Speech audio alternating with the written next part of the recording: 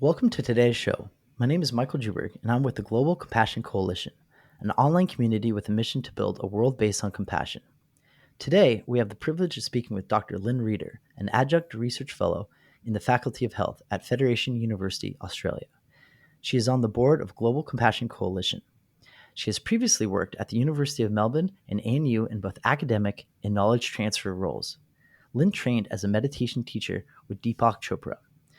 She helped create the Mindful Futures Network to map innovations in the science of mindfulness, empathy, and compassion within Australian organizations. She's also the Australian lead for the Charter for Compassion, a global network of collaborative partnerships. Thank you so much for joining us today, Lynn. Thank you, Michael. A pleasure to be here. Where are you calling in from today? I'm at home in Ballarat, which is in Victoria, state in Australia. Fantastic. And is this your winter time down there? Is that right? Yeah, sure. And Ballarat's very cold, so it's certainly winter down here. Ballarat's was originally created as a gold rush town, so we have a lot of history here. It's a lovely town. Oh, wonderful. Well, I'm on the other side of the hemisphere in Hawaii, and it is the middle of our summer, and it is hot. And so, Hawaii actually, during summertime, it's kind of the opposite, where other parts of the country and the world, people all celebrate summer, but here in Hawaii, it becomes almost unbearably hot. So we welcome when it finally passes and we get back to that cooler, fall, winter, and spring weather. Sounds like we're on opposites. Well, we really appreciate you taking the time to meet with us today. We've only done a few of these podcasts for the Global Compassion Coalition, but we were really excited to meet with you. And after reviewing the work that you're doing and how you lead a lot of initiatives in Australia, we thought it'd be really valuable to invite you to this platform to share a little bit more about yourself and your work. I thought maybe we could get started by just asking you, what is the Charter for Compassion? So the Charter for Compassion is a global network to support compassionate action across the world. It was established in 2008 with when Karen Armstrong won the TED Talk globally, and TEDx gave her $100,000 and said, "What do you wish for?" And Karen said, "I wish for a more compassionate world." So with that 100,000, the charter started, and it's grown hugely. We have now over 470 cities across the world that are looking to bring compassion into the community. Here in Ballarat, we've done that here, and I can talk about that a bit later. But here in Australia, we also wanted to create a continent for compassion, so really bringing Australia together. So the Charter has a number of sectors: education, health, interfaith, environment, a whole range, social justice, a whole range of sectors, and then, as I said, it's got cities. So that's the way in which it brings compassion. And then the Global Charter has initiatives such as Global Read, where they'll bring authors together who have written books around compassion, and also it has science and research, and I'm the lead for the science and research sector in the Charter. So, globally and here in Australia, we've also set up a scholars network of the science. I'm interested in the science as well as compassion, and we know that compassion as a value has been around for centuries, but more recently science is now investigating what motivates us to look after each other. So that's the Charter globally, and as I say, we've brought it here to Australia, and then I've also brought it here into the city that I was born in, and I did move away for quite a while, but I'm back here now. The Charter has been closely linked with the Global Compassion Coalition. Wonderful. So when you told me that the number for the cities that follow, you said 470, is that right? Yeah, around that. It's sort of they're the ones that the Charter has had direct links with and connect to, and are continually looking to grow that. One of the things that's happened in the US recently, is that they've just released, actually only a couple of weeks ago, a mayor's guide to a compassionate city. So that was developed in the US with Greg Fisher, who was the inaugural chair of the Centre for Business Leaders and Mayors for Compassionate and Equitable Cities. And Mhm. that came out of the US Conference of Mayors. So the US Conference of Mayors is the peak body for local government in America. So it's a huge organisation, and it's just literally created and released this Mayor's Guide for a Compassionate City. And I think, if you don't mind if I Mhm. just continue, but the work both of the Global Compassion Coalition and of the Charter is very powerful because it's got those global links, and it can operate at a global level, but it can also operate on the ground. And I think that's a really important component of the work that's happening. And this Mayor's Guide is now being rolled out, across the world, really, as ideas for how cities can embed compassion across all aspects of their city life.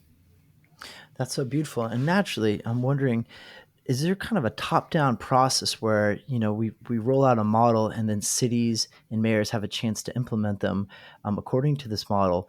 Or is there kind of, as these models are in place, we see some things that are certainly working, and there's kind of this bottom-up feedback where when we try these things, maybe they were received very differently and we saw some things really work, and we actually recommend that back to the rest of the network and the model. Or how does that work? Yeah, well, as you describe, it's like a virtuous cycle of ideas, implementation, reflection, improvement, and then back they go. So I think it's really important that the connections that the cities make are doing that. They are providing ideas and inspiration for how cities can operate. And so there's no one model that we recommend. I know that the Charter has an ideas box, a toolbox, if you like, on their webpage for how cities can be established. But there, I think the Mayor's Guide is another contribution to that, because it can be sent as ideas for mayors and the admin people within the city to take up. I mean, here in Ballarat, we established Compassionate Ballarat Steering Group. And so that came from the ground up. That's a group of volunteers, senior volunteers, where people from the university, people from the hospital, and hospice, and a number of other areas here in Ballarat, senior leaders within those groups that have come together and created this group. And then we went to the city and said, would you consider signing the charter? The mayor at the time said, yeah, we would consider it, because we sign a lot of these global charters. There's welcoming cities, child-friendly cities, smart cities, creative Mm. cities. There are a lot of these city initiatives now. And she said, sometimes we can sign these initiatives and then nothing happens. So what they asked us to do was to develop or show them what would happen. And we had a whole week of events here in Ballarat where we are providing opportunities for people to connect and support each other. There was some of the hairdressers gave free haircuts to the homeless, and the people in the theatre, the picture theatre gave, if you bring someone, who would really value going out, it was one free ticket. And so there were a whole lot of, we did a beautiful concert for Compassion. I mean, it was just a really lovely week. And so the city signed the charter in 2019. So that model of a separate group, a volunteer group, bringing it to the city and the city taking it on, is one way you can do it. But now, as I said, with this Mayor's Guide, it can go directly to mayors and they can consider doing it themselves. Sometimes the mayors can bring it. I don't know if you know Greg Fisher, he's mayor of Louisville. He actually ran on a platform of compassion, and lifelong learning, and health, better health. So they were the three things that he ran on. And unlike Australia, where mayors are actually elected by the council itself, in America they're elected by the people and directly elected. So Greg was directly elected for 12 years, and so he was able to really have this wonderful model of compassion being rolled out in that city. And as he said, that that this is an intention for the city, doesn't mean that there aren't going to be things that go wrong.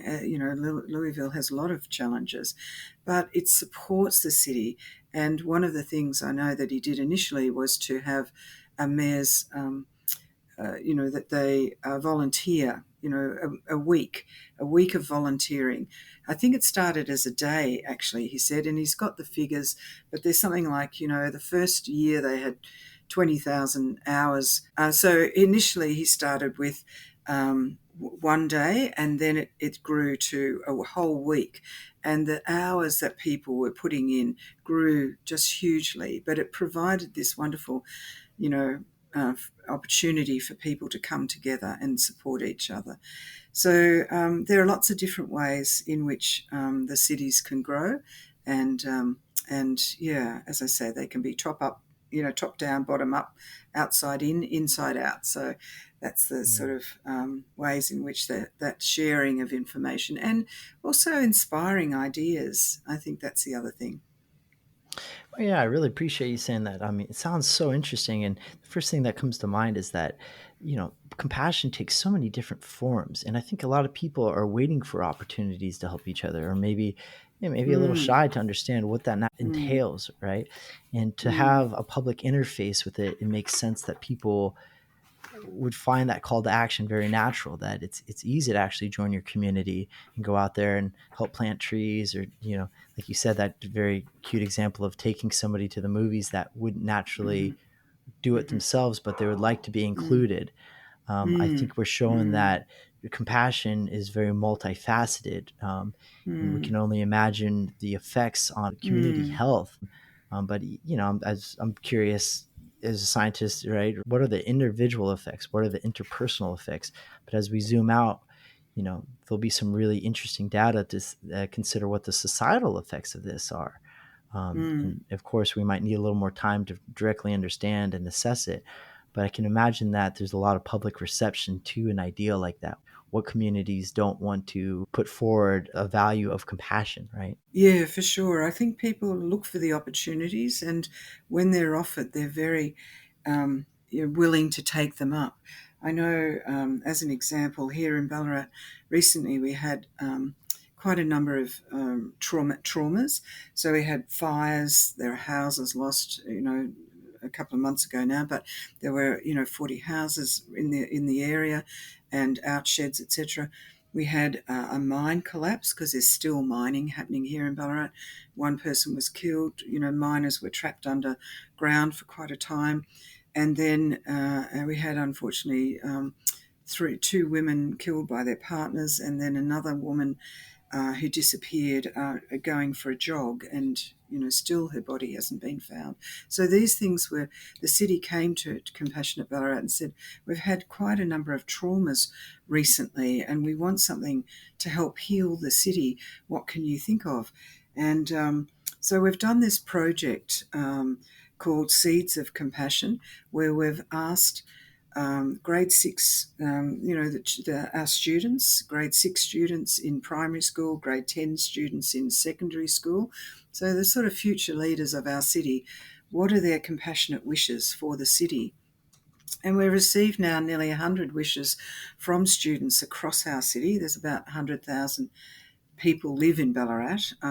So it's not a big town, but we've gone to the schools, and from these 100 wishes that the children have made for the city, we are now writing and grouping them. So, as you say, sort of we did a bit of a content analysis to identify the themes that were coming through from these wishes, and the sort of themes that came through are just so heart touching. They're just the fact that people can be heard, acknowledged, and valued, included, connected, and feel belonging, supported, and heard, respected, understood. Safeness was a big one that came through, feeling safe. And then around potential, meaning, and thriving, and equality, cohesion, and peace. So they're the themes that emerged from the wishes that these children have made for our city, and a lot of those are very much about just the fundamental human need for connection and support. And so they're not, it was very interesting. They weren't asking for new skate parks and, better this and that for them. They were really wanting for the city, that it be supported and healed and connected. And so we're writing that up at the moment, and that's a report that we'll release. But the city also, because our one of the things in Ballarat is we've got beautiful gardens, and so that's quite an historic thing that we've always had these wonderful gardens. And so the city created a garden specifically for this project, and we had a launch only last week. And anyway, it's just a very beautiful thing that just these very deep human needs came through as part of this project. And I think it's indicative of the fact that compassion supports us in meeting our common humanity and creating community, really. Hmm. I really appreciate that. Well, it sounds like you are so involved with a lot of the initiatives, not only in your hometown, which is so low, like you said, I mean, the continent and the country of Australia, which is, that there's, it sounds like that's such a role. And I think they found the right leader to be doing that. So we really appreciate hearing. I wanted to actually shift gears a little bit and ask you more Mhm. about your role as the science and research coordinator for the Charter of Compassion. Can you tell me Mhm. a little bit about what aims you might? So yeah, I mean that's one of the sectors that the charter does. And so one of the things that I did recently was a major report looking at future directions in compassion science. And the way that I did that, if I was to start with the Oxford Handbook of Compassion Science, and that was one of the first academic books that were done on compassion science, and James Kirby was involved in that, but James Doty and Paul Gilbert and all the very senior researchers across the world were part of that process. Emelina Simon Thomas, Monica Warline, etc. And so what I did was wanting to take that book as the base to look at what are the future directions. So what I did was ask. So went to the author chapters. I didn't get them all, but quite a few of them, to ask what did they say in their chapter in 2017. What has changed in the science since then, and what does that mean for future directions in compassion science? We did those interviews and then have written that up into a report.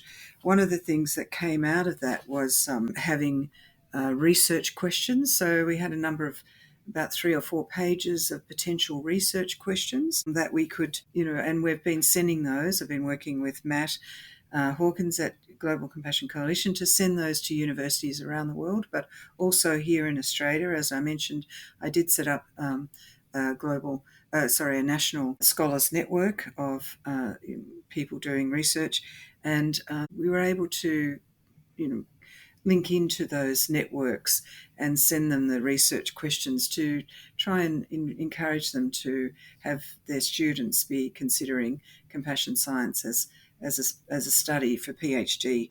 But yeah, so we sort of some of the things that we covered in the report was definitions of compassion. I mean, it's an academic report, so it does cover definitions and measures and drivers and some of the misconceptions and barriers to compassion, some of the models and study designs, but also it also covered some of the issues around compassion as a global change agent, as well as the sort of, as I say, the research aspects. That's being sent out. We've put that on the Charters website as well. It's gone out through the newsletter.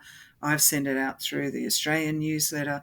We try and sort of see how we can pick it up. I also asked the academics who were interviewed for this report to send it out through their networks. So That's fantastic. I mean, I'm a grad student myself, and when I think about the utility of having a team of experts kind of identify research questions that are open, advance the literature on compassion and the scientific research, that's so interesting that this organization has collated those questions and put them into one place. When I think about the opportunities and the challenges sometimes that are facing grad students, they don't know, and even undergrad students, they don't know how to articulate a simple but meaningful research question. And if you're getting a mm, lot of those questions kind of presented to you, it makes mm, it a little bit more accessible. It's like, it already kind of um, fast forwards them to the part of the conversation that's like, this is where this could help. I think that'd be very useful, and I don't think a lot of grad students know about that. So I think that is very useful, and I hope that more of that dialogue is going on in other fields as well. But I think it just mm, kind of shows you that a lot of compassion research mm. is really collective based. It's compassion is not done by oneself. It's really done with others. So even in the nature of the work we're doing in the research and the study of it, it's very meta that we're sharing those research questions with one another. It's very collaborative in a sense. Yeah. Yes, yes. And I must say too, Michael, that I did work on this report with Dr. Marcella Matos. And so we did that as both the science and research directors, myself of the Charter, and then Marcella as the coordinator for the Global Compassion Coalition science sector as well. Wonderful, wonderful. Lynn, what is the ACC Scholars Network? What does it do, and how can it help us? Yeah, yeah. So the network was established in 2018, and we established it for to support the research that was happening here in Australia. Again, bringing so the purpose was to bring those scholars together to be able to share what they're doing, but also what were the issues that they were having, for example, with models or methodology, research methodology, etc. So it was a really sort of a gathering to support, each other, but also to provide resources to those scholars, academics. So we'd hold forums during the year.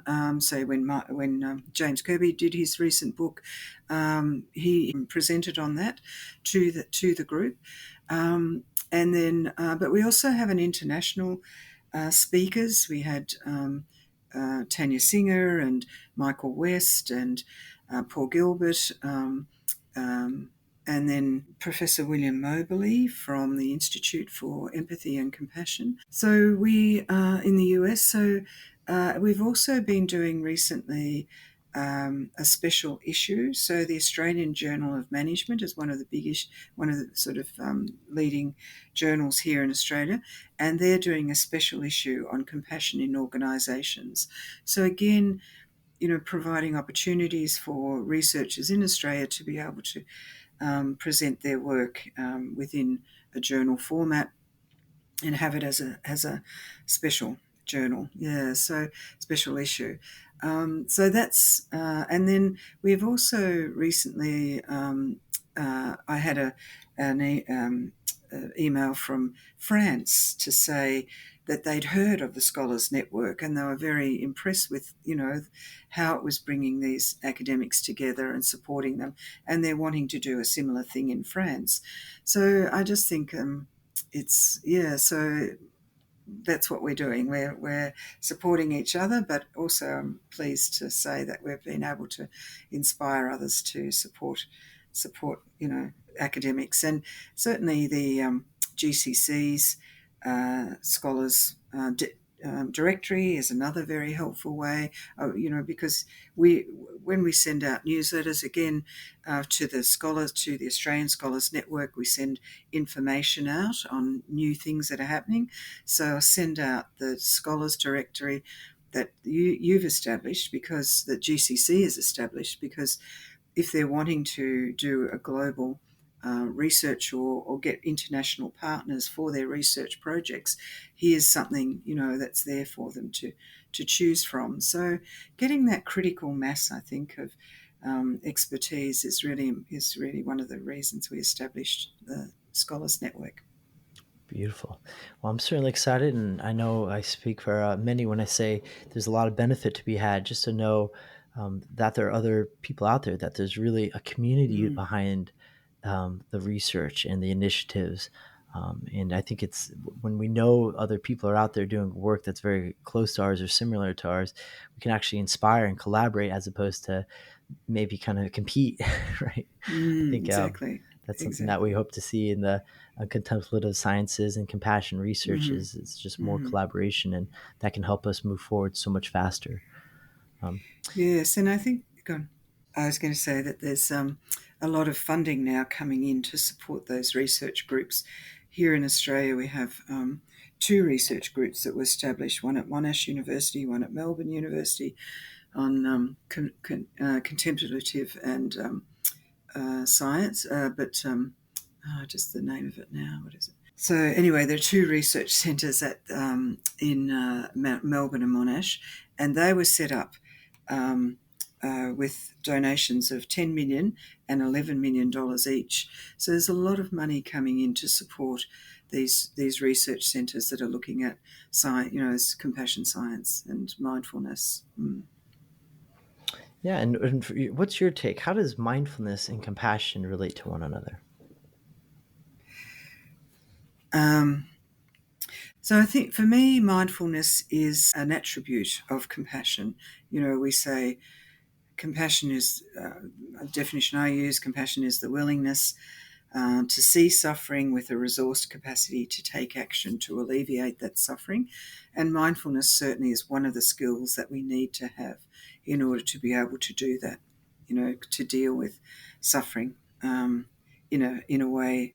Hmm. I like that. That's a very sophisticated answer. Uh, I'm kind of a mindfulness researcher by training, and I'm stepping Mhm. into more kind of the self compassion. And I think when I sit there and hear your definition of compassion, it's a nice bridge between the two. So that's yeah, I really appreciate that. And Mm. my last question for you is, with the Global Compassion Coalition, we have so much going on with it, and there's so many exciting developments.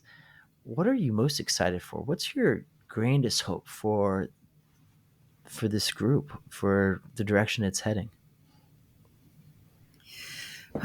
It's well, just that that continues to do the amazing work. I mean, what Rick has done in 2 years, or not even 2 years, I don't think, is just quite outstanding. And maintaining, that momentum is huge. But I feel that it will be able to do that because of the people it's attracted. I mean, always these organisations benefit from the people that they attract, and the expertise they bring, the willingness and the support that they give, but also I think the creativity that people, I think mindfulness really supports our creativity.